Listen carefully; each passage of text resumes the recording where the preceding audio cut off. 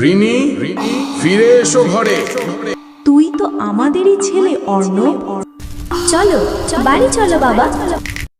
শীত মানেই নরম রোদ, কুয়াশা, পিঠাপুলি আর উলের কম্বলে উষ্ণ সকাল। কিন্তু একটা গ্রাম আছে, নাম চন্দ্রপুর। সেখানে মানুষরা শীতকে ভালোবাসে না, কারণ প্রতি বছরের শেষ শীতের রাতে কেউ না কেউ অদৃশ্য হয়ে যায়। ডিসেম্বরের শেষ সপ্তাহ, চারদিকে কুয়াশা, হিমেল বাতাস, শীতের কাঁপুনি। গ্রামের মানুষরা সন্ধ্যা নামলেই দরজা বন্ধ করে দেয়, কারণ সবাই বলে শীতের শেষ রাতে কেউ ঘরের বাইরে থাকে না। কারণ 25 বছর আগে ঠিক এই রাতেই ওই গ্রামে আগুনে পুড়ে মারা গিয়েছিল এক পরিবার, স্বামী, স্ত্রী আর একটি ছোট্ট মেয়ে।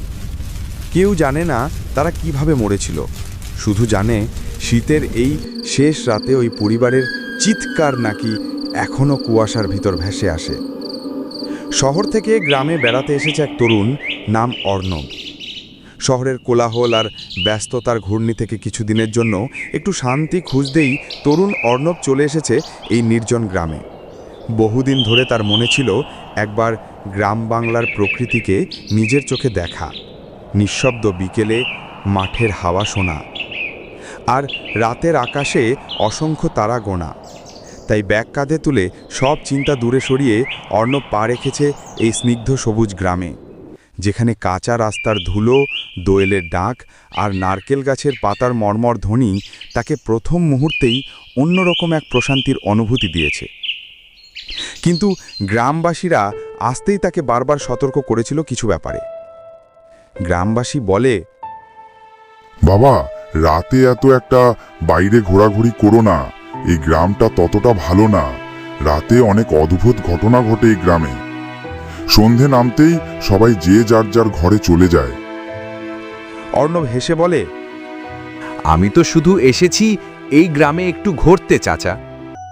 অর্ণব মনে মনে ভাবতে লাগলো, রাতে অনেক অদ্ভুত ঘটনা ঘটে মানে কি বোঝাতে চাচ্ছেন উনি?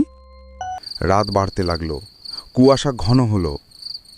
রাত প্রায় 11টা, চারদিকে কুয়াশায় ঢাকা, বাতাসে যেন আগুনের গন্ধ, অথচ কোথাও আগুন নেই। অর্ণব হাঁটতে হাঁটতে গ্রামের এক প্রান্তে পৌঁছালো, যেখানে একটা পুরনো পোড়া বাড়ি দাঁড়িয়ে আছে। লোকেরা বলে ওটাই সেই পোড়া বাড়ি। বলা হয় বছর 25 আগে এই বাড়িতে এক পরিবার আগুনে পুড়ে মরেছিল, বাবা, মা আর ছোট্ট মেয়ে রিনি। কেউ জানে না তারা কিভাবে মরেছিল, শুধু জানে শীতের এই শেষ রাতে ওই পরিবারের চিৎকার নাকি এখনও কুয়াশার ভিতর ভেসে আসে। অর্ণব দরজা ঠেলে ভিতরে ঢুকল। দেয়ালে আগুনের দাগ আর ধোঁয়ার গন্ধ, ছাদের কিছু অংশ ভাঙা, কিন্তু গন্ধ যেন আগুনটা একটু আগেই নিভেছে। ঠিক তখনই পেছন থেকে একটা মিষ্টি মেয়ের হাসির শব্দ শোনা গেল। অর্ণব ঘুরে তাকায়, দেখে কুয়াশার মধ্যে দাঁড়িয়ে আছে ছোট্ট একটা মেয়ে।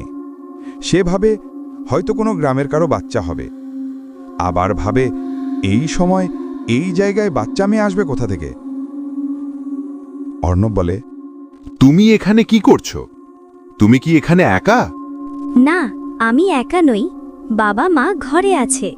তুমি আমার এই ঘর পছন্দ করো? অর্ণব চারিদিকে তাকায়, ঘর ফাঁকা। অর্ণব ভাবে, আমার ঘর মানে?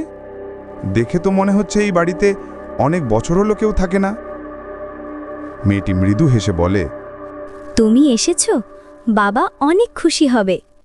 মেয়েটির কথাগুলো কেমন জানি অর্ণবের কাছে অস্বস্তি লাগতে লাগলো। তখনই হঠাৎ দরজার বাইরে কুয়াশার ভিতর থেকে এক পুরুষ কণ্ঠ ভেসে আসে, রিনি, ফিরে এসো ঘরে। অর্ণব চমকে ওঠে, কি ওখানে? অর্ণবের সারা গায়ে কাঁটা দিয়ে ওঠে। হঠাৎ ঘরের তাপমাত্রা কমে যায়, কুয়াশা ভিতরে ঢুকে আগুনের গন্ধে ভরে ওঠে পুরো বাড়ি। অর্ণবের সামনে আগুনের মধ্যে ভেসে ওঠে 3টি ছায়া, একজন পুরুষ, এক নারী আর সেই ছোট্ট মেয়েটি রিনি। ওরা সবাই আগুনে পুড়ছে, কিন্তু চোখ খুলে এক দৃষ্টিতে তাকিয়ে আছে অর্ণবের দিকে। কুয়াশার ভিতর থেকে এক পুরুষ কণ্ঠ ভেসে এলো, তুই ফিরে এলি অবশেষে। তোমরা কারা? এক নারী কণ্ঠ বলল, তুই তো আমাদেরই ছেলে অর্ণব। হঠাৎ অর্ণবের ধীরে ধীরে মনে পড়তে লাগলো পুরনো স্মৃতি। ছোটবেলায় সে এই বাড়িতেই থাকত।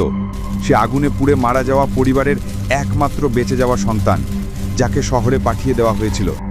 অর্ণব বুঝতে পারল ওই পরিবার তারই বাবা মা আর তার ছোট্ট বোন রিনি। তারা তাকে ফিরিয়ে নিতে এসেছে। অর্ণবের চোখে জল চলে আসে। ওরা হাত বাড়িয়ে বলে, আয়, এখন তুই ঘরে ফের। ছোট্ট মেয়েটি হাসে আর বলে, চলো বাড়ি চলো বাবা। বাইরে কুয়াশা জমে বরফের মতো ভারী। অর্ণব দৌড়ে বেরোতে চায়, কিন্তু চারিদিকে শুধু ধোঁয়া আর আগুন। শেষবার সে ফিরে তাকায়, রিনি হাত বাড়িয়ে আছে। অর্ণব মৃত্যুস্বরে বলে, ঠিক আছে, আমি ফিরে এলাম তোমাদের কাছে। চন্দ্রপুরের শীতের রাতে আজও কুয়াশা নামে। আর কেউ কেউ বলে ওই কুয়াশার ভিতর এখনো এক ছোট্ট মেয়ে হাত নেড়ে ডাকে,